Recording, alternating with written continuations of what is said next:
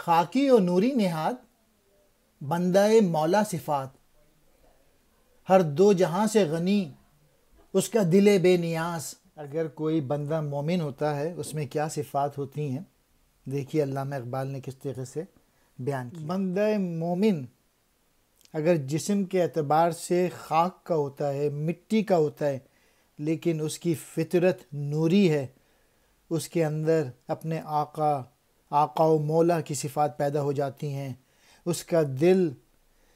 کائنات کی ہر شے سے بے نیاز ہو جاتا ہے، اور وہ صرف ذات باری تعالیٰ کی خوشنودی کے سوا کسی شے کا طلبگار نہیں ہوتا۔ ہر عمل ایسا کرنا چاہیے جس سے اللہ تعالیٰ کی خوشنودی حاصل ہو، یہ اللہ تعالیٰ خوش ہوں ہمارے ہر عمل سے۔ خاکی کہتے ہیں انسان کو، نوری نہاد جس کی فطرت نوری ہو یعنی فرشتے، بندہ مولا صفات وہ بندہ جس میں خدائی صفات پائی جائیں، ہر دو جہاں یعنی تمام کائنات، بے نیاز دنیاوی آسائشوں کی طرف توجہ نہ دینے والا۔ اقبال کہتے ہیں کہ مومن جو ہے ہر چند